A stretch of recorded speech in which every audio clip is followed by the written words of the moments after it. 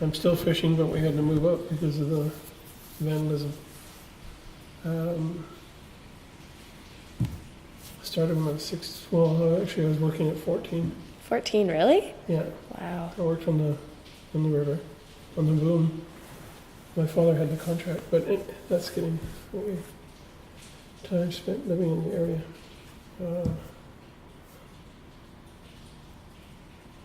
Just trying to relate. Yeah, when did you move away? Well, we didn't really move away. My father had a summer house in Crescent Beach. Oh, okay. So when we got married, my wife and I, we would live down there for 10 months of the year. And then 2 months of the year, we would move into New West to take their house so they could go down. Oh, cool.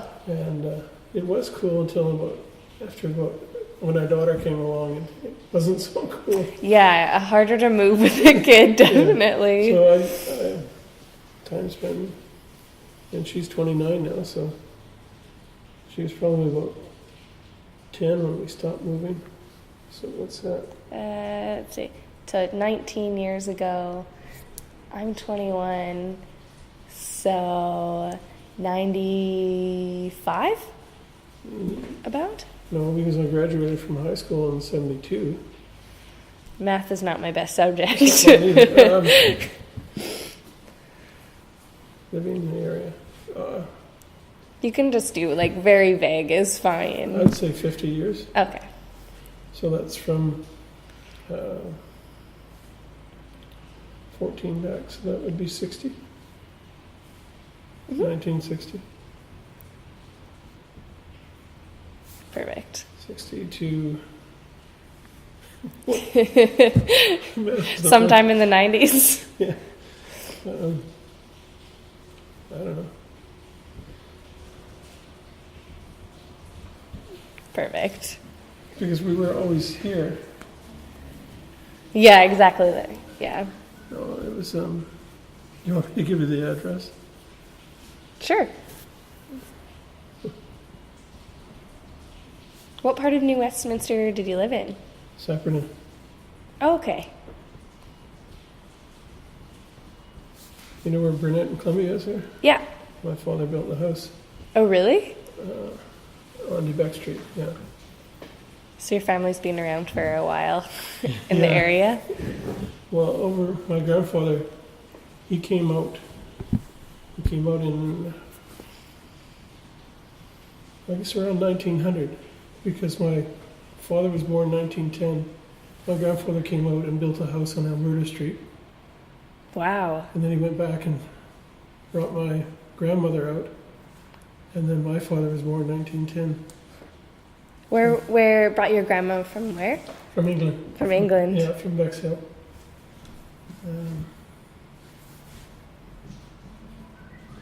Sorry.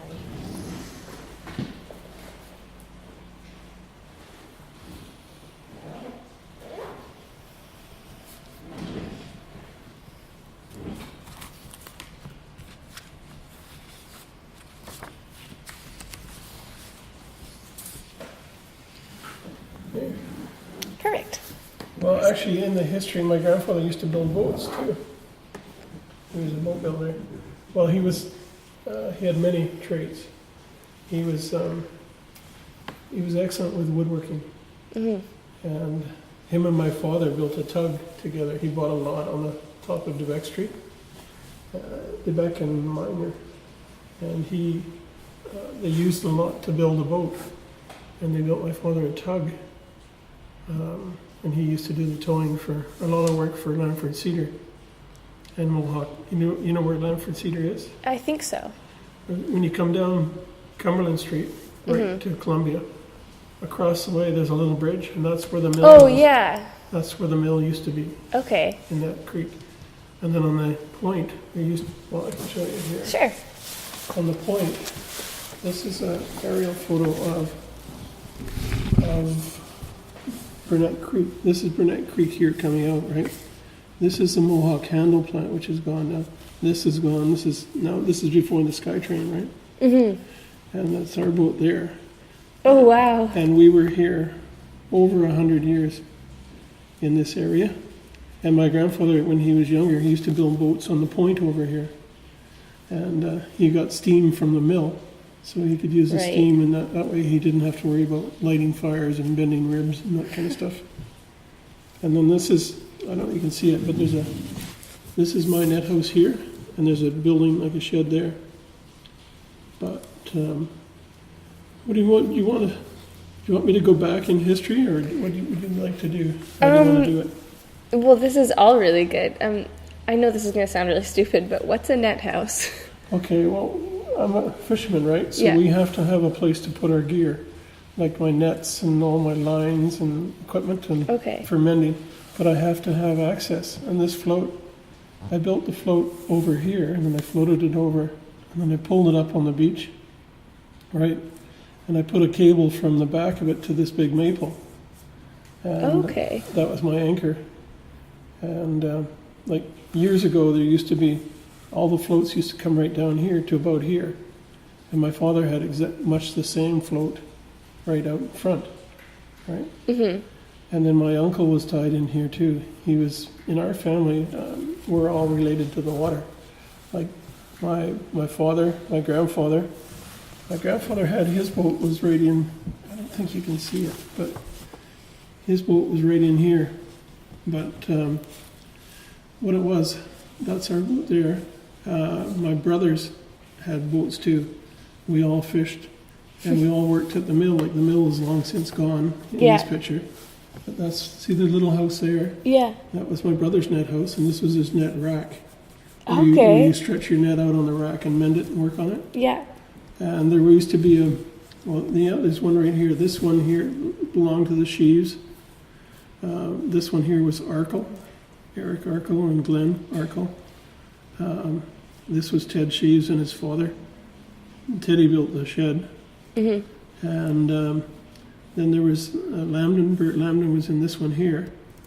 Then Barney Inglesett was, no, that's not it. You can't see it, but there's a little one in between here, a little shed.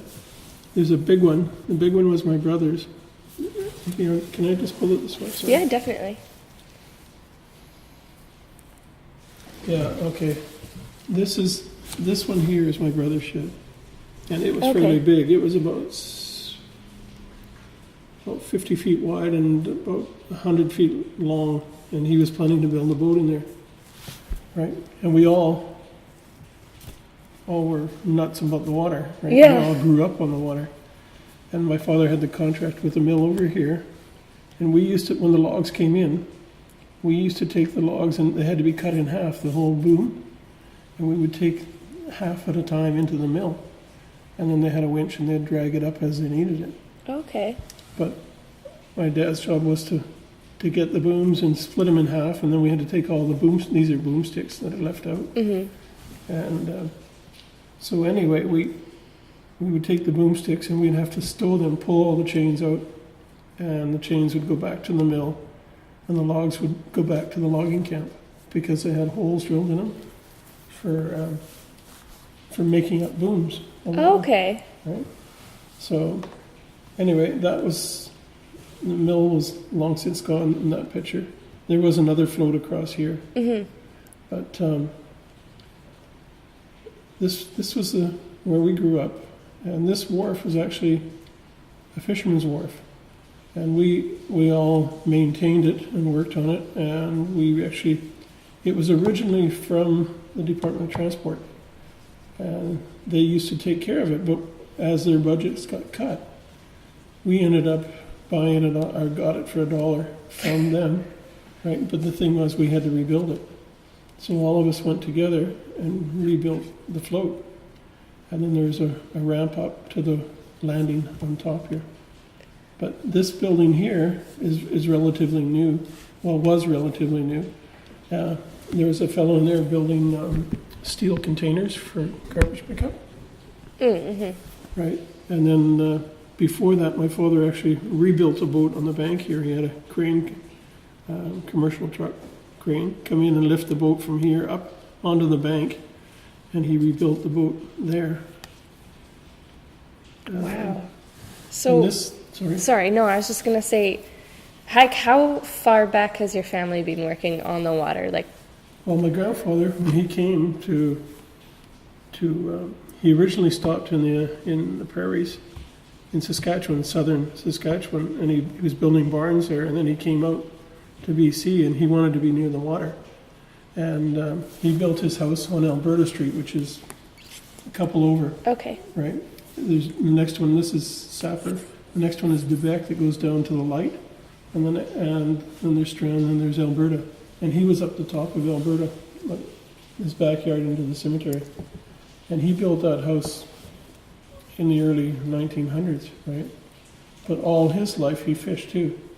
And he used to fish in the river here, like, he used to fish before there was an island out in the center. You know where that island is? Yeah. Yeah, well, there was nothing there. It was all open.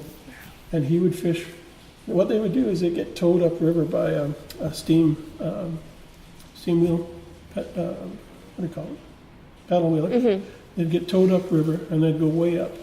And then they'd drop off. And when they wanted to fish, they'd start fishing. And they'd drop off the line. And then they would get a chance to start fishing. And then work their way downriver. Like, they would do different drifts. Like, the drift, I don't really know it, but the one across, like, this all used to be one channel, right? But now there's a big sandbar in here, right, with trees on it and everything. But on the other side was a fishing area that most fishermen fished, and that was called originally it was called the Queen's Reach, and then they called it the Liverpool. So as we grew up, we all fished the Liverpool, right? That's one that we know, and we used to do pretty good at it. And anyway, that's that island out there. There's a friend of mine, he's buried out there. When we were kids, my grandfather built us some rowboats. So we would row. And that was my thing was to get out of school and go rowing and get out of So he lived on Sapper Street. He lived over here, right? And him and I, we would go rowing. And before, there was a penitentiary was here, right? But there was a ravine, Glen, what do they call it? Was it not Glen Valley, but the Glen Ravine? Anyway, we would take the trees from the ravine, and we'd take them out and planted them on the island. And that was when we were kids, right? So the trees are still there. Most of them are there. The beavers knocked a few down. But there used to be what they call a Doukhobor camp. And that was in the ravine. Oh. And I used to ride my motorcycle in there. But they wasn't occupied at the time. Okay. And you met Rocky? Did you No. Okay, Rocky, he lived in one of the guardhouses on Columbia Street. Okay. And him and I went to school together, and well, all of us went to school together. And Rocky he'd talked to somebody from the museum. That's how you got my number. I think. Okay. And his father was a guard, so we used to go and bang on the front door of the pen we would get bread for like, I'm trying to think today, was it 3 cents or 15 cents? I can't remember. I think it was actually 3 cents because the convicts made it. Oh. And then we'd buy it from the bakery, right? So Yeah. anyway, that was a few years ago. 3 cent. Wow. 3 cent bread. It's unheard of now. I think it was less than 30 because I was trying to think. It was like 25 cents to get into the movie. Wow. And there used to be a theater in Sapperton. But anyway, excuse me. This has changed a lot because originally, I don't know if you've seen pictures of the Penn building though. I've seen a couple, but Okay, well, I'm not really familiar with there it. used to be a wharf where it was their coal dock, what they called the coal dock. Okay. And they would unload coal, and it was right about here. And they had a wharf that went out. And when we were kids, we used to watch them. Every so often, the guards would come down and throw a box of guns and stuff off the wharf. So we would wait till low tide, and then we'd go fishing. And I picked up all kinds of things like leg irons. Oh my gosh. Door locks, the cell locks. A rifle that was pretty well toasted. But anyway, that's just what kids do, Did you keep any of it? Yeah, I still got some of the door the locks for Yeah. the cells. I had a lot of stuff, but I had a shed. You can just see a little bit of it, but there was a shed here Okay. that I built when I was a boy, right? I used to go rowing. In those days, they had the freighters would come into New Westminster and unload, and they'd be loading lumber.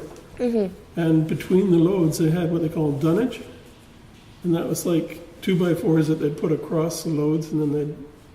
So when they unloaded the scows, they would take the bundles of lumber and put them on the boats. But the dunnage, they'd throw it overboard. Okay. So, being kind of what I used to do was go rowing and looking for dunnage. And the dunnage I got, I used it to build a shed in. I should have right in there, that one. Wow. I can't quite see it, but Yeah. it's a little. That big one is my brother's, but there was a little one. See, there's a little bit of a dark spot. Yeah. There was a small one in there. It was only about maybe 40 feet long and 18 feet wide.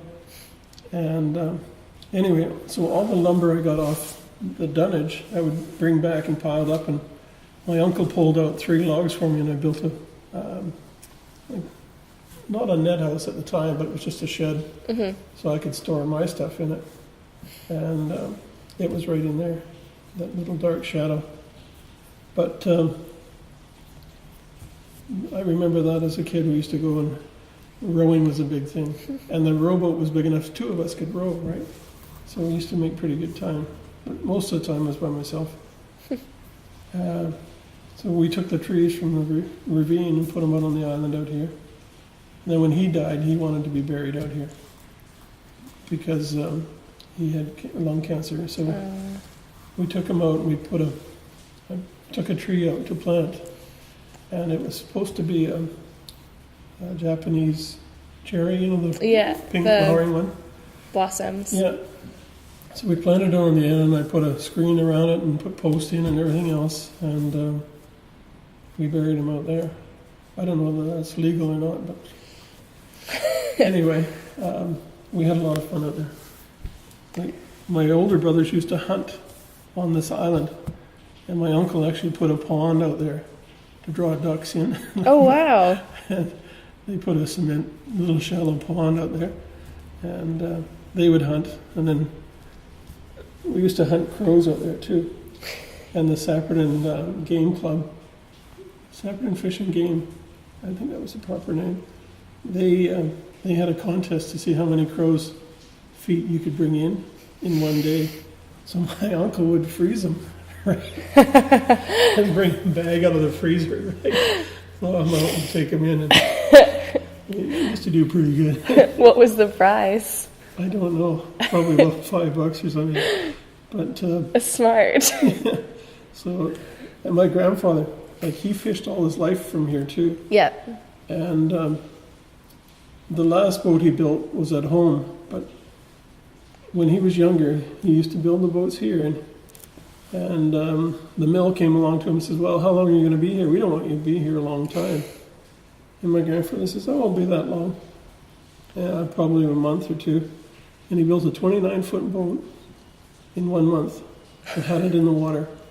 And he was such a good boat builder. When I was a kid, I remember him going around my dad's boat, and he'd take a stick like this, and he'd go along and he'd mark the stick. And he'd go along and he'd mark it again and again as he went. So all the measurements were on the stick. And then he'd go back and he'd lay it out on the plank. And it's quite an art to boat building, right? Yeah. To get the curve right and the length right and the width right. And he would cut it out and he'd put the corking seam on it, which is, it means you're right on the money, because if you don't, the gap's too big, right? So he would put the corking seam on, which was a bevel on the bottom. And he would go back and the thing would fit like a glove, perfect. But he told me when he built his boat, he was cutting 2 planks at a time, 1 for each side. And he was an exceptional boat builder. They used to get him to put engine beds, because in England, he apprenticed as a staircase builder. Oh, okay. And it was a spiral staircase builder was his speciality, like. But yet, when he was younger, in England, he used to fish too. Okay. And he used to make his own nets, and he used to trap birds and eels and anything he could to make extra money. And he didn't get much education, but he read every book he could find on medicine. This is, in our family, it was, my grandfather was Frederick. Well, my father was Frederick Henry, and Frederick Charles was my grandfather's name. So they all started with Frederick, right? And my brother was Edward Carter, right? We used to call him Teddy, right? And then Bill was William Frederick. And then when they got to me, they stopped me. Well, my sister was in there, and then there was one younger brother. But my older brother's boat is in here too. And it's, again, of course, on the way I remembered I forgot my glasses, right? Oh, yeah. Well, that's his right here. It has a white skiff on top. Yeah. Well, we all used to fish oolakins too. You know what oolakins are? Okay, oolakins are, they're about 6 to 8 inches long. Males are larger than females. And there's only about 3 rivers in the world that they come in. Well, there's probably more. One is the Fraser River, one is the Columbia, and the Skeena, I believe, is one where they have them. But the oolakins are a small little fish that come in and spawn on the banks. Okay. Right? And when we were kids, my mom wanted the spawned out ones for the garden. So my job was to go down along the beach, pick up all the spawned oolakins, and she would bury them under her roses. Yeah. And like we lived on Debec, which was, our house faced, our house was right here in the corner. It faced down Cypress Street, so we could look down. But from our living room window, we could see the river. And that's, from there, we could watch. If there was a log coming down, my brothers would go nuts. They'd run down and get a boat and go get the log. Well, it was money in those days. Yeah. So my father had a tug, and then he had a smaller one. He had 2 boats, and he always fished too. He had a fish boat called Me Too, which was one of his first ones, I think. But when I first started, I remember my grandfather's, there was a sailing schooner sunk at the wharf here. And it wasn't so much a schooner, but I've seen pictures of the boats, and I have actually a painting of one that looked just like his.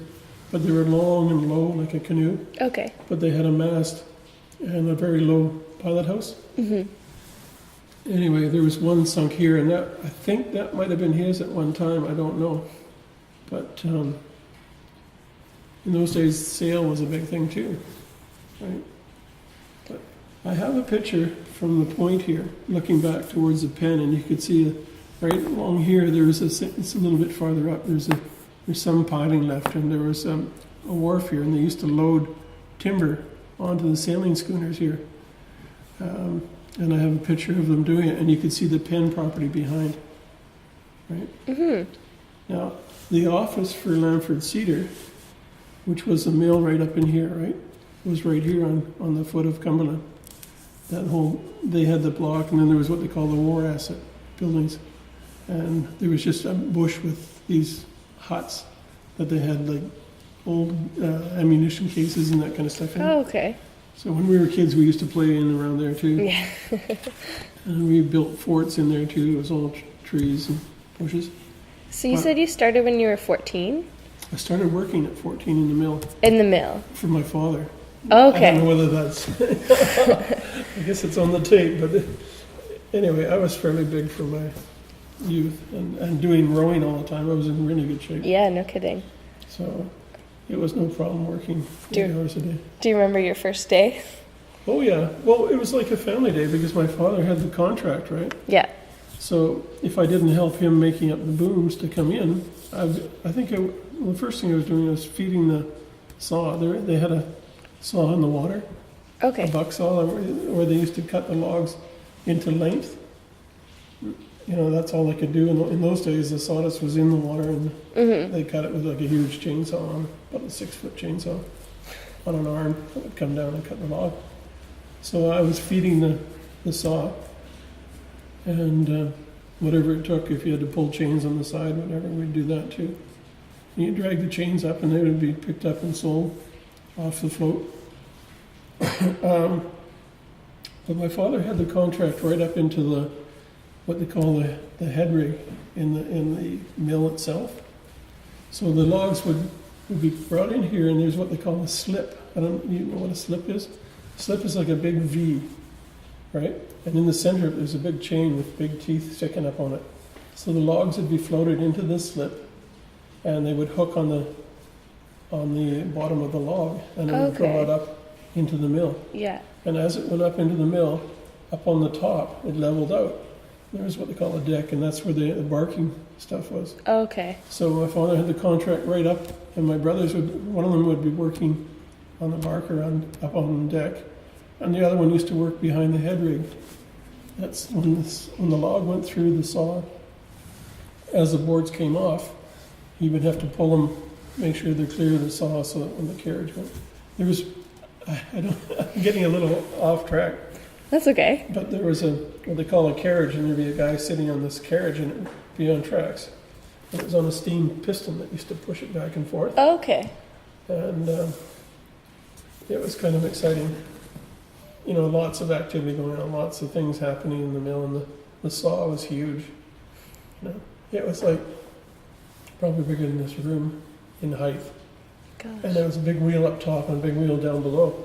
But every now and then, I remember one time they hit a drift bolt piece of steel in one of the logs, Okay. and the band broke, and it took the steel and it made it into like an accordion with these teeth sticking out. It was ugly because the teeth were on both sides. So when the log went one way on the carriage, it cut a chunk off. But when it came back, they would reset it, and it would cut another piece off, and then that would be. So they're continuously cutting. And on a good day, they could cut 100,000 board feet. Was a big day for them.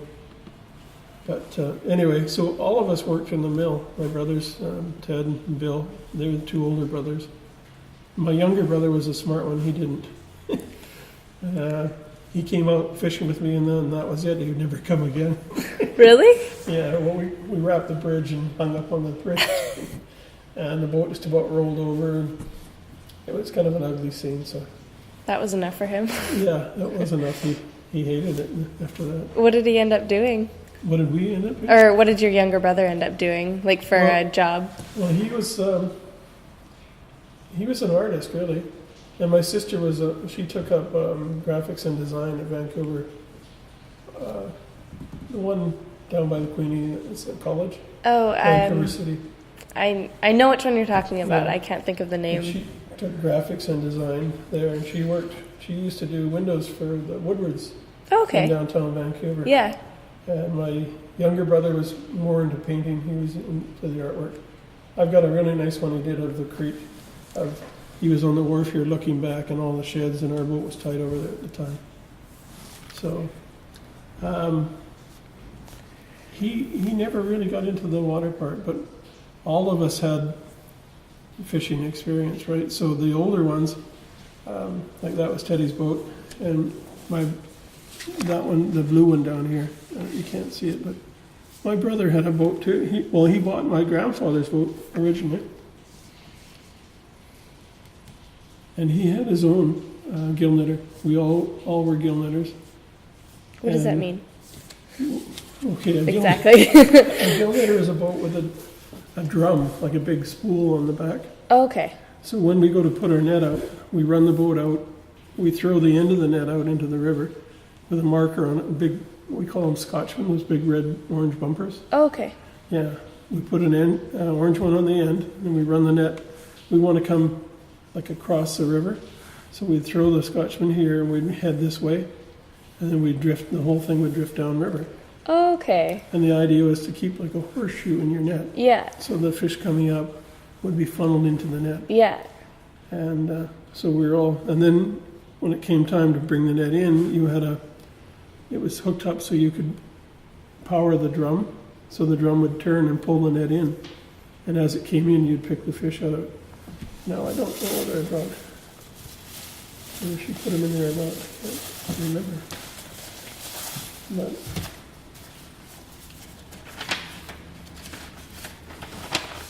yes, she did. Of course, when we went to find photos, we couldn't find hardly anything. Right? It's always the way it And works. this is right down from the bridge. picking fish. She used to get 2 of everything. Yeah, But- always have a double. Yeah, this was a really good day fishing. We had over 1,000 sockeye in the net. And everywhere you see a little bump is a fish, right? Like here. But we had to get them, and this is when they're coming in. This is what it looked like, what we had to pick out, the net. But as we're going downriver, we had to pull on the net to get it through the bridge. Because if you left it out wide, Right. you'd snag the bridge. So we had to tow the net. And this is me towing the net here, trying to get it lined up to go through the bridge. And here we are, we've gone through the bridge.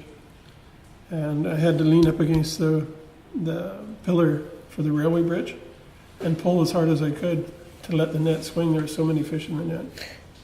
And what I used to do is I used to put, say these are what we call Scotchmen. That's just a green one because you're going to have red on the end and then you'd have to put different color in between. Because if it was different, if it was red, they would think it's the end of the net and they'd run through it. Right. But I would put these on every so often, and that would allow me to, like you can see one there too. But that was a really big day for us. And this is, oh, that's just a spring that we caught. But the fish were coming in like 5 at a time. And these are just some of the, these aren't so, you know, I've got all kinds of pictures, but I think I can find them. This is actually taken in the creek. This is, you can see the logs behind me here, like here. Mm-hmm. And there's where we used to tie. You said you missed the creek earlier. Yeah, I know. What happened to it? Well, what happened is when the SkyTrain was built, GVRD came in and said, well, we want to put a park in here. And it was because of the complaints of the people here were complaining about the GVRD, the railway, the, what do you call it? The track itself was blocking their view of the river. Yeah. Okay, so they couldn't see the river, so they, to appease these people, they put a park in here.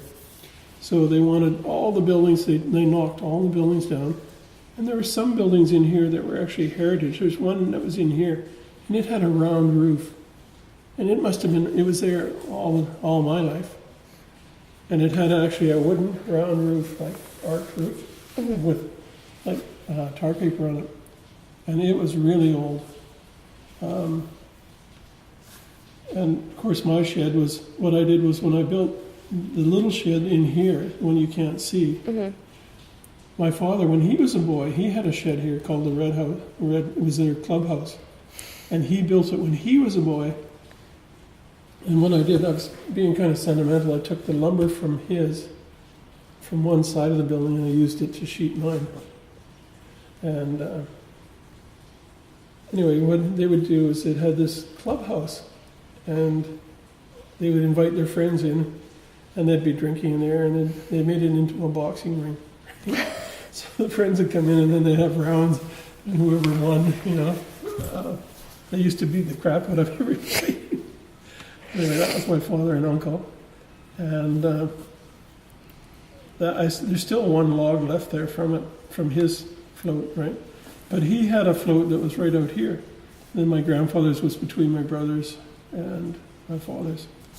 And then my uncle, his boats were tied right in here. And originally when we first started in the creek, there was a little bit of a slough in here, a little bit of a back eddy. And we built a ways and put a ways in there. You know what a ways is?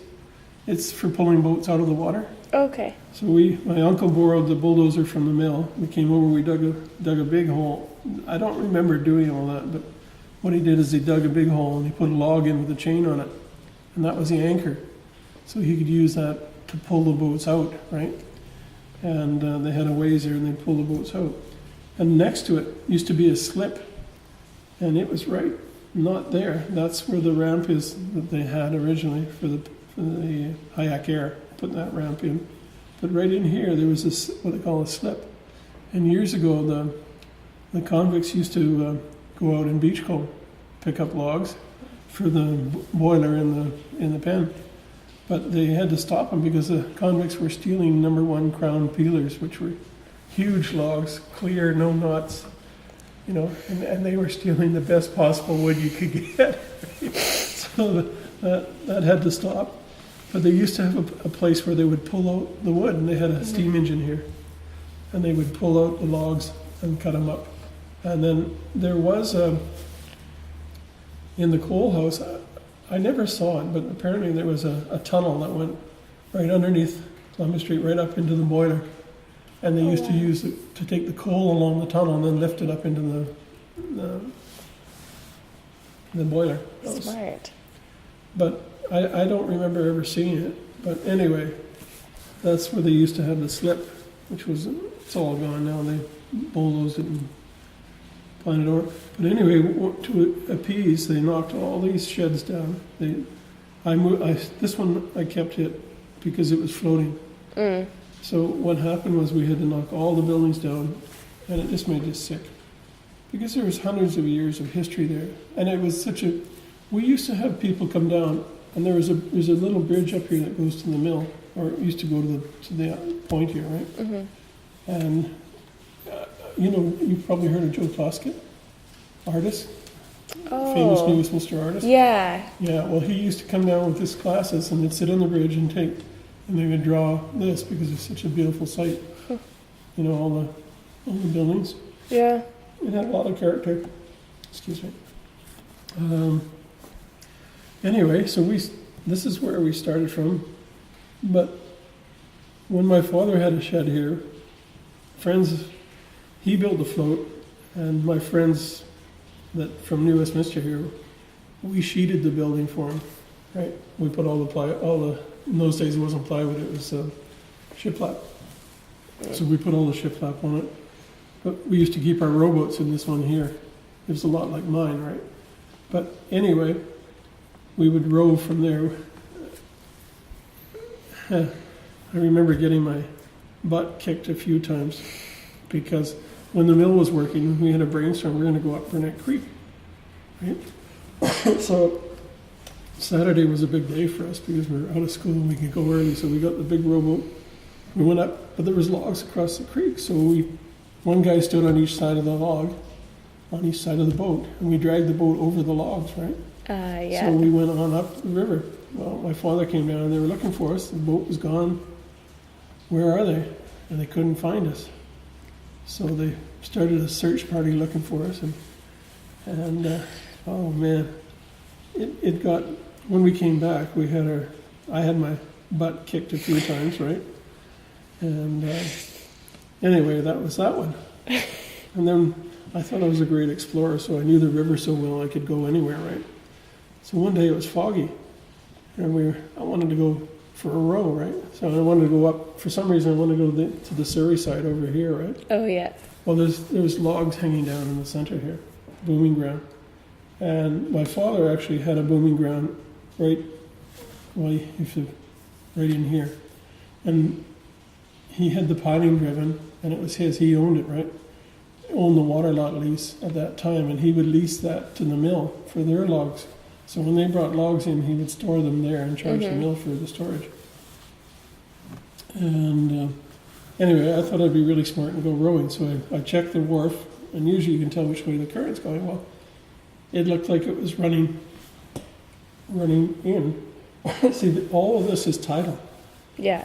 you know, and as the tide changes, the direction changes.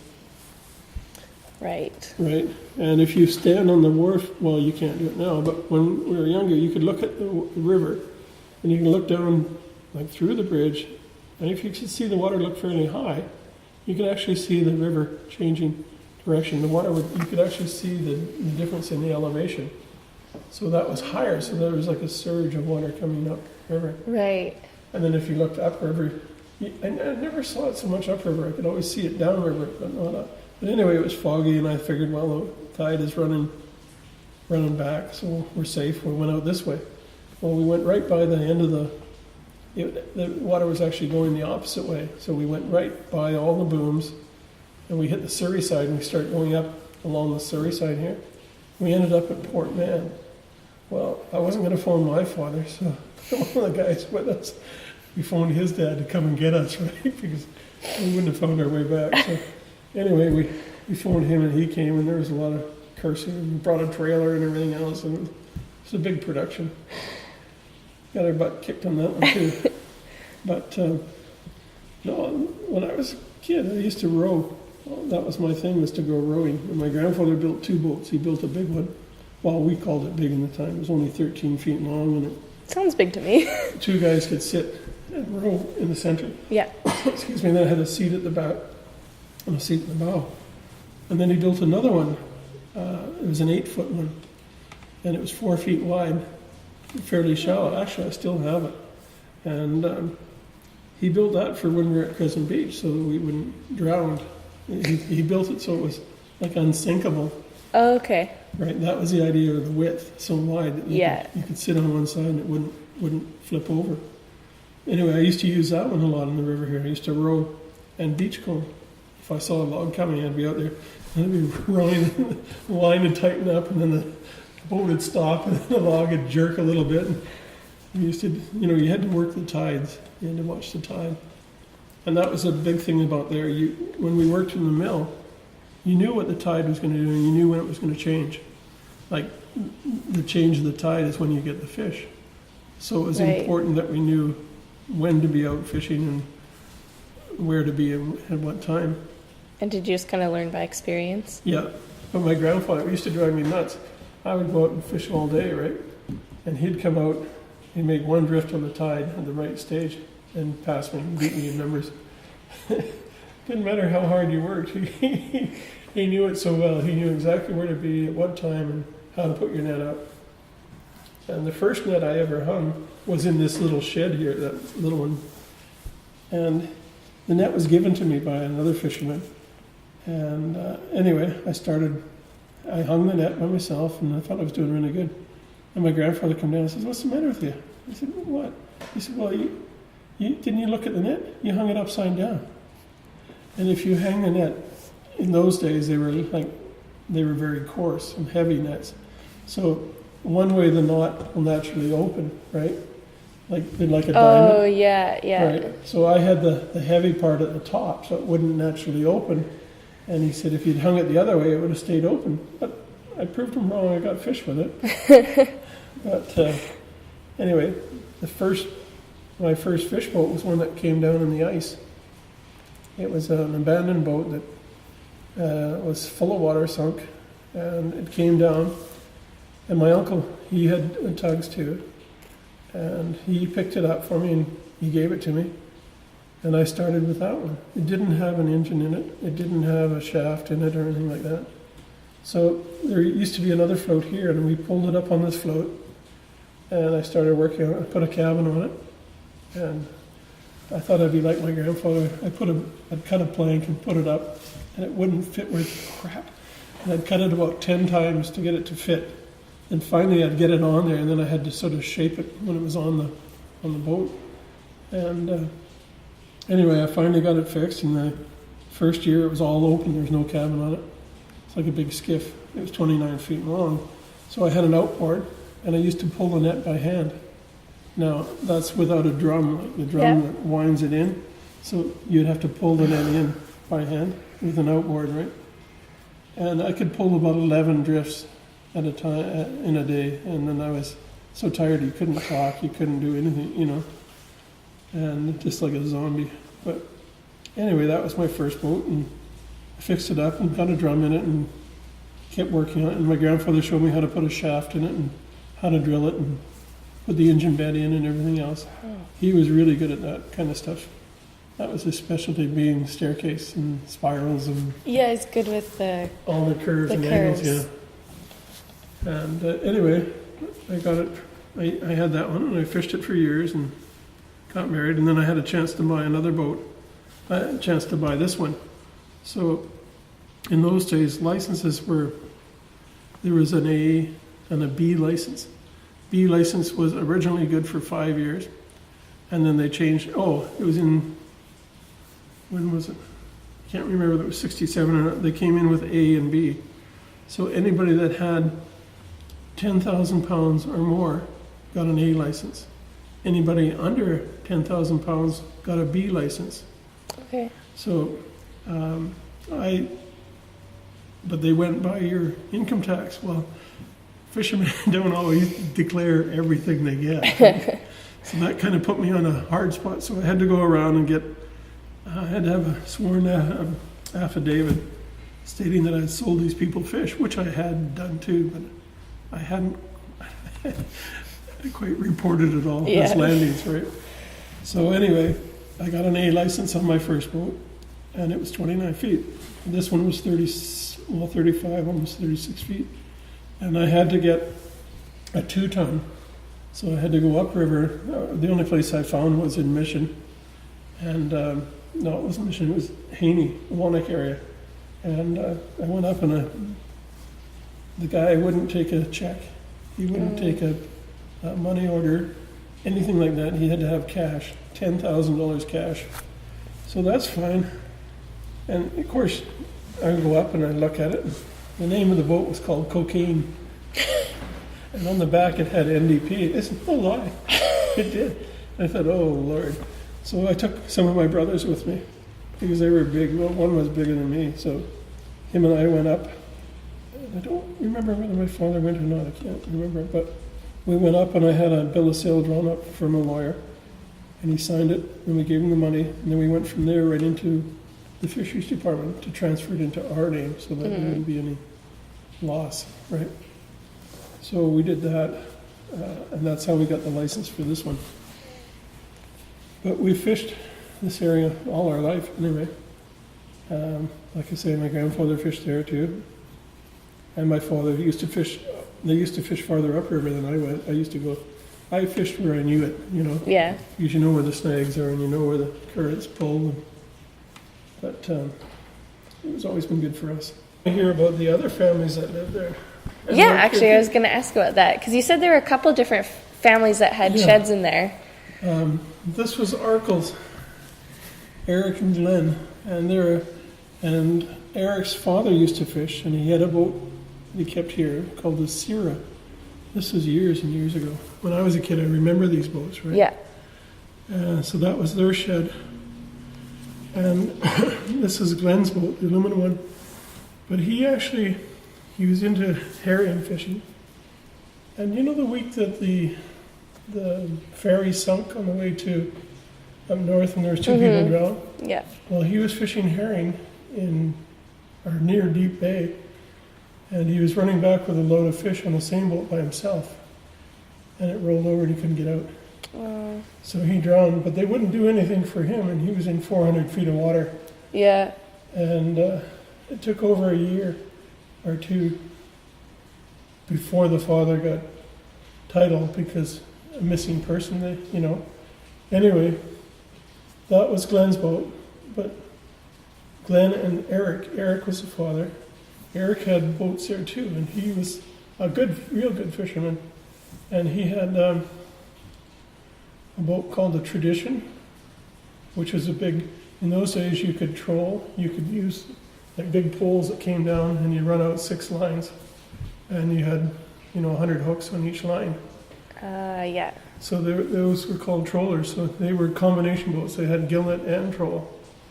And he would go out and he fished all up and down the coast. So did Glenn. Glenn bought the Premier off his dad. He bought the Tradition off his dad.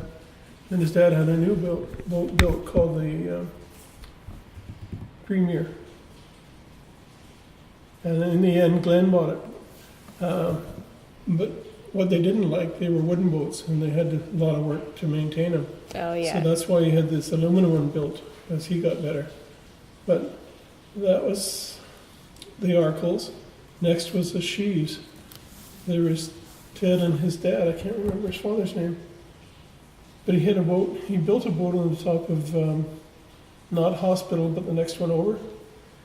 Right by 8th Avenue, there was a vacant lot there, and he built a boat up on that lot. And it was called the Frantic. And that was a pretty good name for him because he was always stirring up. Like the boats would line up to take a turn to go fishing as the tide changed. Right? Okay. And you wanted to try and hit it so you hit the tide just right. Well, he'd come up and he'd start yelling and swearing at everybody, if you don't get out there, I'm going to go and jump the line, So the boat was called Frantic, which was a perfect name for him. And that was the Sheaves. And then next to Sheaves were the Lambden, Bert Lambden. And he had a wooden boat that my grandfather had actually built years ago. And I can't remember, it started with D, I think it was like, I can't remember the name, but I can picture that, I can see the boat. But anyway, he ended up, after that boat, he sold it to another fisherman called Bobby Cothrell. And Bobby worked at he was driving commercial truck. Where they Okay. had cranes. Yeah. And he was a crane operator and driver. And so he had his boat here too. And then Cothrell. But Bert was a longtime fisherman. He ended up, that was his boat there on the opposite side as Bert and I. And he had a boat called the Treble. And he sold it to Kim Elpendini, which is probably one person you'd like to talk to. Oh. And he grew up in Westminster too. He lived on Caribou Road. Okay. And his father started a towing company. Just write that down. Kim Elpendini. Pendini. Yeah. And that's Valley Towing is the company that his father had started. Okay. And there's Kim, and he has a brother, John, I think. But John runs the cranes, and he's still working here, right just above the bridge. Okay. And that's Valley Towing, where their office is. And he bought Bert's boat, called the Treble. Now he ties it down just above the bridge. Okay. And so there's, Inglesett, Barney Inglesett was one of the fishermen in here, and he had a shed next to my brother's. He was a very nice guy, but he wasn't that great a fisherman. Sorry, I shouldn't say that. He wasn't the luckiest person going, maybe that would be better. But Barney, some days we'd go out and we'd all load up, and he'd come in and he wouldn't have that many. Oh no. And then the packer would come in to pick up the fish off our boats. And he was quite a ways away, and he was throwing the fish to it, and he'd missing the boat, right? And it was comical at the time, but yet it wasn't, I mean, I don't know. Anyway, so that was Barney Inglesett, and his son still fishes, and he used to fish out of Port Mann, and just like below the Port Mann Bridge, where Okay, the railway docks. Yeah. There used to be a lot of fishermen tie there. At one time, I think we had about 27 boats in here. Really? Yeah. Wow. And we used to tie 2 wide, Okay. and anyway, and then they had them along this side too. Yeah. But as time went on, the fishermen died off. There's quite a few different characters. One of the fellows that had bought a boat and tied here, he worked in Woodlands, and he was a chef in Woodlands, right? And he'd come down, I forget his name, John Paco, I think it was, yeah. John Paco, he'd come down, and he had glasses like pop bottles, right? And really, really thick, and you wonder how he found his way down. And he'd come down in his outfit, chef's hat on and everything. And anyway, he couldn't see very well. And that was the only fisherman I ever heard of that his boat got hit by a train. Now, do you know where Swifter used to be? No. Okay, when you go through the bridge, there used to be, originally there was a Chevron station, Okay. and then a Shell station, right? And below that there was Swifter. Okay. Swifter was where they had a crane, and they used to lift boats out, and you could work on them in the yard, right? And they lifted his boat out and set it in the yard, but they set it out too far in the yard, and a train hit the back of it, knocked the rollers and all that off. But anyway, so that was, Barney was next to my brother today, and then there was the rest of us were Carters. Like my uncle had a float down here, and he had two boats. One was a small tug, and one a larger one that he built. He built it on Scott Road, Oh, right where the Wendy's is, Yeah. up on top. You know, Kennedy there. yeah. Well, he owned a big Do. chunk of property there, and those trees are still there. But the house, he moved the house, but he built his boat in the backyard. But he'd work a day to save $1. You know, in those days, everybody was kind of thrifty. And I remember one time my grandmother lived in Cloverdale, and she had 10 acres there. And my parents, every Saturday was a big day for us. We'd go for a drive. And I remember going over the Patello, and the toll booth was still there. And there was tolls on the Surrey side, right?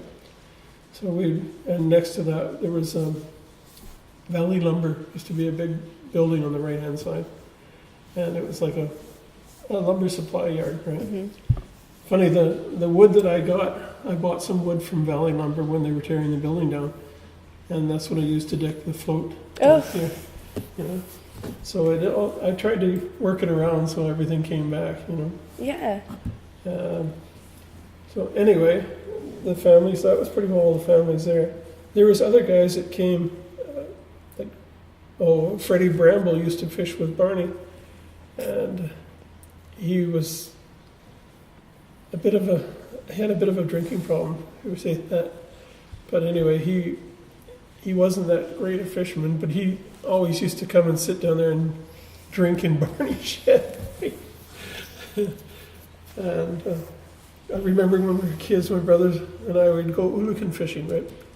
Well, we would sell oolakans here, and there was about 3 of us selling. Sheaves were selling them. Well, another one was Patterson, Richard Patterson, and Jim Patterson, 2 brothers. And Richard used to keep his boat here, and he ended up getting a fiberglass one, much the same as that, but a little bit smaller. And he ended up, after he died, it sold it and went. But he had another boat called Isabella Scott, and it used to be tied in here. And it was a beautiful wooden boat. And my father was always doing things, like he was quite busy. And he was master of the Masonic Lodge in New West here. Okay. And then of the Grand Lodge, he was master of that. And he's also into the shrine. But he also belonged to the Kiwanis. And I remember that he had a rummage sale on Columbia Street. I don't know whether Cap was in there or not at the time. But anyway, the sale went on and everything was gone. But there was an old mattress left there, and boots and clothing and stuff. So my dad ran and got the mattress and got the boots and the clothing. And he went down, and Richard's boat was immaculate. Like he'd, had a dust spot on it, and he'd polish it. So my dad, he put the mattress in his hold, right? And he hung the clothes up in the hold, so it looked like somebody was actually living in his football. And so Richard came down and looked in there, and he went ballistic, phoned the police, and the police come down and look at him. My dad was killing himself laughing. Anyway, they came down, and they looked at Richard like he was nuts, right? Who was going to live in a fish hold? So anyway, those were things that always went on. It was always comical. There was always things happening down there. So was it a pretty tight-knit, fishing community? It was. It was all like, there wasn't many strangers came in because it was all family. Yeah. And we all, my 2 older brothers both had boats. This is Teddy. He had a boat called the Betty C. 2, and this was the Betty C. 3. Oh. And mine was the Francis C. And my father's was the Irene C. It was a tugboat called the Irene C. So we all tried to keep that. And my other brother had a big speedboat, and he used to fish with that. And he used to do good too. He was a good fisherman. And then he bought a boat, and he called it 4 Seas because there's 4 of them in the family. So always had to do something with the C. Like ours is Francis C. And his was 4 Seas. Like C, like the letter, or C, like... Yeah, like the letter capital C. Okay. Yeah. For Carter? Yeah. Well, you can't name a boat after... Mine was Francis, so you can't name a boat after a man, so it always had to be after a woman. So it was Irene. And my brother's wife was Betty, so it was Betty C. And the only one that changed was Billy. He changed... His was 4 Cs, because there's 4 in the family, right? And my grandfather used to have his boat in here, too. And it was called the Blue Wing. It was one that he built. And we used to always give him a hard time about it. And he said, well, he had what they call a Fordilac. It was a Ford engine with a Cadillac transmission that he had adapted. And he was the kind of person that could build anything. You know, he physically adapted this engine to fit a Cadillac transmission. But when he came in, he had such a small propeller on there. It was like an egg beater. And we used to give him a hard time because when he came in, he'd back it up and have to rev it up to get it to stop. But the boat ran like a clock. When it went level, like perfect, just like a duck road.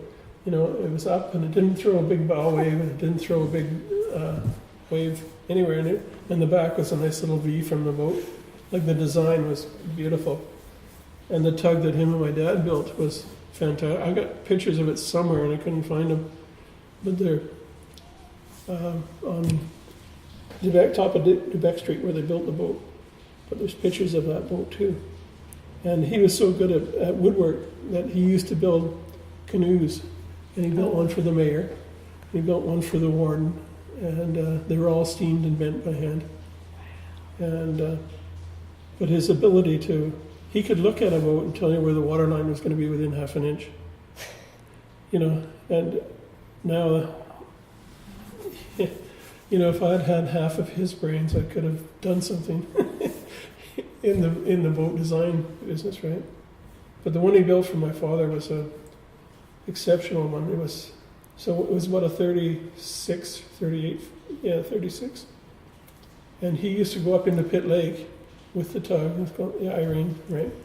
And they would bring back logs by himself, and he'd bring back 21 sections. I don't know, you know what a section is? The section is from when the logs are together, they chained. Okay. Right? So that would be one section. Yeah. So he'd bring back 21 sections by himself and have to stop it with oversized logs, like big, big logs. In those days, they were getting the big ones from the watersheds and that. So he would bring it back, and the boat had a lot of power. Beautiful design. Matter of fact, Harkin Towing wanted to buy the boat to copy it for their tugs because of the design. It worked so well. But anyway, but what I remember is rowing. Like I used to row a lot, so I would row. We in the neighborhood we collect. Colin and I, the fellow that's buried on the island, we used to collect pigeons and raise pigeons. We had a pigeon coop in the backyard, and it seemed all of the Carters had lumber in the backyard. Like my father had enough lumber to build a new boat, and being working at the mill, we used to get these panabode blocks, and they were interlocking blocks. And when we were kids, we used to build forts with them and all this kind of stuff. Then they'd gradually get burned up over the winter because the house burned wood to heat it. So my job was to split the wood. When you get truckloads of wood, it'd come and be dumped on the driveway. And I'd come home from school and start splitting wood and throwing it into the basement. And they were what we used to call lily pads. When you cut, and these are boomsticks, right? So each boomstick has a hole on each end where the chain goes through. But the mills didn't want the hole, so they'd chop the end off. And the end that was left was called the lily pad. Because it was only, like some of them were that deep. And some were, Yeah. So we used to go up and above here, this was Mohawk Handle, but then there was Capilano Timber, which was above, and that was a shingle mill. I don't know whether you've seen it on the maps or anything. Doesn't sound familiar. Okay. Oh, wait, a shingle mill? Yeah, it's called Surrey Cedar Products, Maybe. and it was called Capilano. They had a sawmill there too, and they had a section where they cut shingles. And from the shingle mill, they used to take all their logs and they'd tie them out in the center. There was booming ground here, and all these boomsticks would be tied out here. So as the mill started to slow down a bit, my father was there for I think 21 years, and anyway, he took on Surrey Cedar Products, Capilano. So we used to do all the boom work for Capilano. Okay. So we had a steel boom boat, a little one, about a 13-foot one. And my brother, Bill, and I Billy, I call him, we used to run the boom boat. And our job was to take all these boomsticks. And when we first started, there was acres and acres of boomsticks. I mean, there was thousands of them there. and we had to take all the chains out. See, when a boom is made up, like say this was a boom, right? There'd be a stick here and a stick here, and one across each end, and each one had holes, and a chain went from one to one. But on the center, they would put what they call a swifter on, which is the log that went across the boom to keep all the logs in place.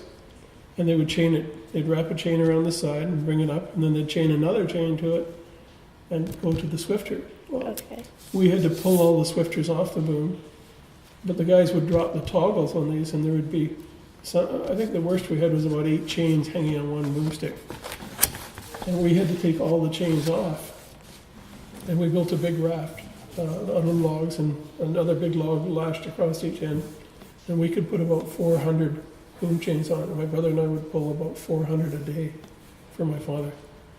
And he had the contract there and there. And then he also used to go and collect poles. There used to be a pole place below Fraser Mills. You know where Fraser Mills is? Okay. Well, that's something you'll have to check out too. Okay. But above Lamford Cedar, there was Capilano, and then above Capilano, there was PV. Okay. And PV used to bring all the logs in, and they'd peel them and make plywood out of it there. But my brother-in-law worked at PV, and his name was Shear, and he kept his boat here too. That was Russell Shear. And Russell, his father was a collector, and that was Shear Fish, and he would go around and buy the fish from the fishermen, Okay. right from the boat, right? So his family has a history here too. And Bobby, the younger brother, there was 3 brothers in the Shear family. Russell married my sister. So it was all kind of interrelated. Sounds like Ozarks. No, I think that's cool. Yeah. Like, sorry. the community was pretty into the fit. Well, I wouldn't say interbred, Not interbred, but like, but close knit. yeah, close knit. Yeah. But anyway, so the mills that you should probably look at, and one brother, Billy, he used to work at Fraser Mills on the boom. See, when things got tough, like during the Depression, there was a lot of, the guys would do any jobs, they could get. And my father, like during the war, he had asthma really bad. They wouldn't take him to fight, right? But he had lots of ideas. He wanted to go deep diving, like in the river. But my mom kind of put a stop to that. He bought a suit and everything, but he didn't have the helmet. But he wanted to go diving, right? Like for boom chains and that kind of stuff. Okay. And or salvage work. But she didn't want that, and he wanted to go into the towing, but she didn't want him to be away from home, right? So he started a pole sorting business. He would sort out like telephone poles and then sell them to the pole place just below Fraser Mills. So these were industries that were all along here, right? And then downriver, there was the Royal City Cannery, which was above the bridge. Have you seen pictures of that? Yeah. Yeah, well, when we were kids, we used to take the rowboat down on a high tide, slack water. At night, we'd go down and go in underneath the Royal City Cannery and catch pigeons. And we'd take the pigeons and take them home and train them, keep them for ourselves. And then that was Royal City Cannery. And then below that, there was the gas stations, and then there was Swiftsure.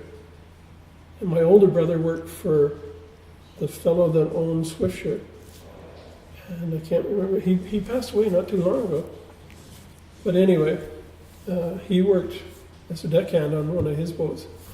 But he was kind of, he had that, was it Tritz syndrome where they shake? Oh, yeah. Yeah, Bruno, yeah. I can't remember his last name. Bruno, he originally started Swiftsure towing there. Swiftsure was where the crane was, where they lifted boats out. And then below that was Buckerfield's. Have you ever seen pictures of that? It was right on the wharf. No, I don't think I Okay, have. well, Buckerfield's was a big building. It was huge. It had they used to unload feed there. Like in the old days, I think Columbia Street, the Front Street was the main part of town. And then as it developed, it went up the hill, right? But Buckerfields was right on the water. Okay. And then below Buckerfields was Monk's Fish. Okay. Now it turned out that Bobby, or my brother-in-law Russell, his father, Ronnie Shearer, would be buying fish at Monk's. Like I don't know if he took it over or bought it or what, but he was there at Monk's. And he used to unload fish there at Monk's.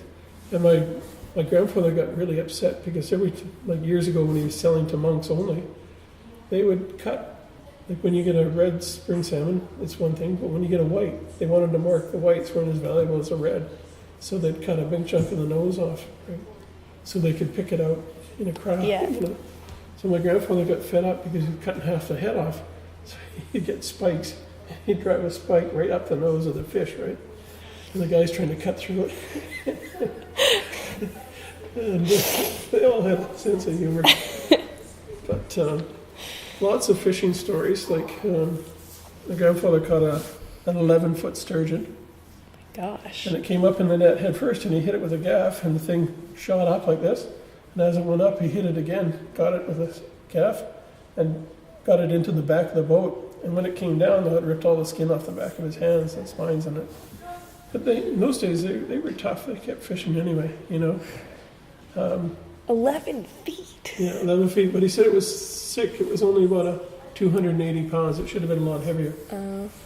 And I caught one that was right down in front of the bridge, actually. Right in front of the... Well, it doesn't show it. Well, right in front of the center span, where the swing part is on the bridge. Mm-hmm. There was... I was drifting down, and I thought I had a log in the end of the net. It came up, and it was the width of the boat. You know, but it had been hit by an outboard motor, and it had cut part of it had like a big dish in its head, but it healed over, and I just let it rip out. I wouldn't kill it.